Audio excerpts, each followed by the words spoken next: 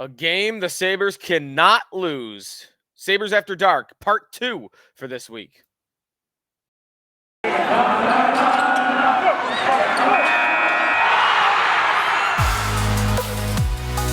You're Locked On Sabres, your daily podcast on the Buffalo Sabres. Part of the Locked On Podcast Network, your team every day.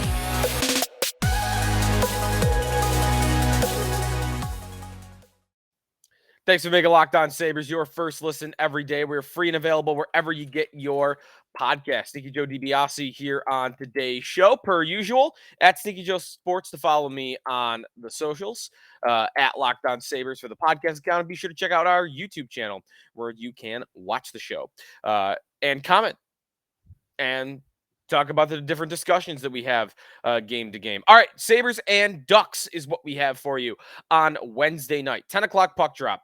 And that game, of course, MSG, WGR, if you are looking for it. All the regulars on that front. No TNT or anything crazy for this one. So, we're going to preview this game, look at the standings a little bit, and I have got some thoughts on the Ducks. Their tank this season, and yes, I do believe it is a tank.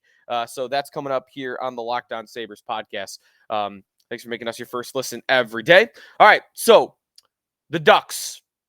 The Sabres cannot lose this game. And here's why. The playoff race is still right there, but they are at risk of falling out of it if they continue along this slide. They've now lost 4 games in a row. And the Ducks are one of, if not the most winnable game remaining on the Sabres schedule. I know there are 30 games left. If I were going to rank the 30 games on how winnable they are, the Ducks game might be number 1. Maybe at Columbus at the end of the season, their final game of the year would be number 1, and the Ducks would be number 2. Either way, it would be very near the top of the list. And I know they're on the road, but they are a big favorite in this game. We'll get to some of the odds a little bit later when we do sneaky good bets. But this team is horrible. They do not have the goaltending this season with John Gibson. Their blue line is very bad, filled with a lot of former Sabres. Dmitry Kulikov and Nathan Beaulieu are guys that they rely upon. The forward groups, very top-heavy. Troy Terry's nice. Trevor Zegras is great. Not much after that.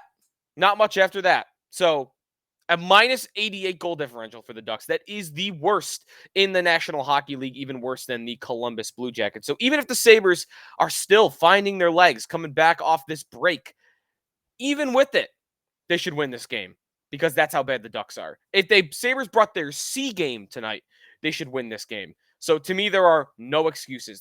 They have to bank 2 points for sure. And you know what? I am kind of past judging them based on how they play. That would happen a lot in past years, right? Where the Sabres would lose a game, but we played the Bruins and they lost 4-3. They played really well. I might give them a moral victory. In a different way, I'm going to judge the Sabres based on how they play in this Ducks game because I do want to not just see them win, but if they win in a shootout, yeah, I'll be happy for the 2 points. I'll still feel like something's off with this team. This is kind of like what the Bills were at the end of the season, where we weren't just happy with them winning. We wanted to see them destroy teams, look like a team that is well above the rest. I want to see the Sabres look significantly better than the Ducks. I want to see a multiple goal victory, a 4-5 goal effort by the Sabres offensively, win by 3 or 4 goals, blow them out, because that's what gives fans confidence that the Sabres can make the postseason, is that they have that elite offensive ability, and that when they play teams like the Ducks, they're not just going to, grind it by and win a close game. They're going to blow them out. That's what they've done to a lot of bad teams this season. They've lost to some bad teams too, which is why I'm not 100% on them winning this game. But I think there is a good amount on the line in this game because the Sabres cannot – the pressure is on them to not lose this game and stick around in the playoff race. To look a quick check-in on the hunt. The Sabres did get some help on Tuesday night. The Capitals lost. The Islanders lost. The Panthers lost. The Penguins did win, but I've told you for months now, I think the Capitals are the more vulnerable team in the playoff picture, and that the Panthers are even better than Washington. Those are the 2 teams to watch. Pittsburgh, I'm not saying forget about them, but they are now 7 points ahead of the Sabres, and Buffalo only has one game in hand. Washington, Sabres are 6 points back and have 4 games in hand. The Panthers, they are 4 points back and have 5 games in hand. Those are the two teams. If they catch those two teams, I bet the Sabres make the playoffs. Islanders, Detroit, I think you can take care of the rest, but you got to catch Washington and Florida. You have to. That is a minimum. Those are the two teams I'm most worried about catching. But they both lost on Tuesday night, and now Alex Ovechkin has taken some time away from the Capitals for a personal matter, and they rely a lot on him, even at 37 years old. So we'll see what the Caps have coming up. But I'm not optimistic for them. But I am optimistic for them missing, if that makes sense. Some lineup stuff when we come back for Sabres and Ducks. A quick thought on their tank and some sneaky good bets coming up here on the Locked On Sabres podcast. We are brought to you by FanDuel Sportsbook. It's the midway point for both the NBA and All-Star break for the NHL season, so a little bit past the midway point, but it's the perfect time to download FanDuel, America's #1 sportsbook, because new customers get a no-sweat first bet up to $1,000. That's bonus bets back if your first bet doesn't win. Just download the FanDuel Sportsbook app. It's safe, secure, and super easy to use. And you can bet on everything from the money line, point scores in the NBA, threes drained in the NBA, anytime goal scorers, save prop bets. If you want to bet on Ukko-Pekka Luukkonen to have a certain amount of saves in a game, you can do that. Plus, FanDuel even lets you combine your bets for a chance at a bigger payout with the same game parlay. So don't miss the chance to get your no sweat first bet up to $1,000 in bonus bets when you go to FanDuel.com/lockedon. That's FanDuel.com/lockedon to learn more. Make every moment more with FanDuel, an official sportsbook partner of the NBA. Joe DiBiase back here on the Locked On Sabres podcast. Okay, lineup stuff quickly for the Sabres and Ducks game. There's not much. We don't know the starting goaltenders for this game. I held out as long as I could, and we don't know about Anderson or Luukkonen, and we don't know about Gibson or their backup. So we'll see what happens on the goaltending front. But forward-wise, this Ducks team, again, as I mentioned earlier, they're not bereft with talent. They don't have a lot to go on. The Sabres, line-wise, we'll see. At last check, Thompson was playing with Thompson was playing on a different line, but he did at the end of the Kings game go back between Tuck and Skinner. So I think we're kind of in the unknown on that front. But, we'll see, because I do wonder if we do have line combinations. Wow. As I'm recording, there's the line combinations. Dylan Cozens skating between JJ Peterka and Victor Olofsson. So a bit of a change there. Thompson with Skinner and Tuck. Okay, top line back together. Peyton Krebs at center with Jack Quinn and Casey Middlestat. I like this. We have not seen Peyton Krebs on an offensive line in a long time. He's been playing on that grinder line with Girgensons and Poso for forever. So Middlestat next to Krebs and Quinn. I like it. Tyson Jost between Zemgus Girgensons and Kyle Poso. Rasmus Asplund exit the lineup. And how about the defensive pairings being switched up? Wow. Granato, first time in a while. Rasmus Dahlin and Henry Jokiharju on the top pair. Okay. Owen Power and Matthias Samuelsson, with Samuelsson playing on the right. Now, this I do not like. Why? Dahlin's back on the left side. Don't like it. He'll be fine. I'm sure he'll be great. I think Dahlin's a better player and is more able to do the things he's good at from the right. Back on the left, I hope this doesn't stick. Kale Clegg and Ilya Lyubushkin on the third pair. And Luukkonen appears did leave the starter's crease first, so I'm going to go with he's the starter for this game. The Ducks tank. The Ducks are second last in the NHL, third last in the NHL, 40 points in 54 games.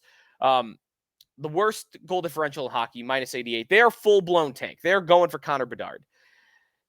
And I get it. It's tougher to sell a tank as it was 8 years ago. The lottery rules are a little bit different. So there's a little bit lower percentage chance that you get the first pick. And, there's not a second guy.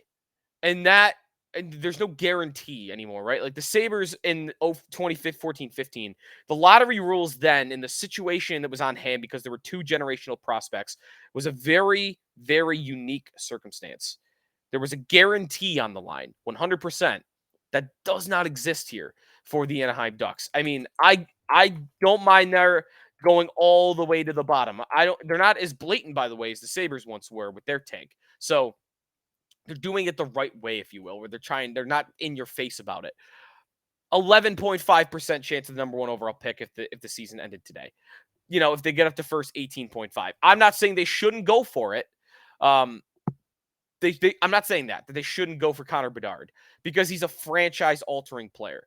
I think this is more of a rebuild, though, than a tank. So when I see people saying the Ducks are tanking, I, I guess kinda, yeah, but it's not the same as it was 7 years ago. That's where I'm at, the Ducks in their tank. If they get Bedard, it'll propel their rebuild by 3 years because he's that great a player. The best prospect since Connor McDavid, somewhere in between Austin Matthews and Connor McDavid, is what we've heard about him. So look for them to sell off though at the deadline. If the Sabres are going to be looking for spare parts, if they get close enough to the playoff race and they're looking for somebody that can help them for like a 5th or a 6th or a 7th round pick, something dirt cheap, because I can't see them spending much more than that. The Ducks are going to be looking. Kevin Shattenkirk's a UFA. Dmitry Kulikov's a UFA. John Klingberg is a UFA. And the Sabres can eat all of that salary if they really wanted to. I don't love Klingberg, but I guess that's pretty much it. Klingberg is really the big name to watch out for. All right, one more time out here, and we'll come back. Sneaky good bets coming up here in the Locked On Sabres podcast.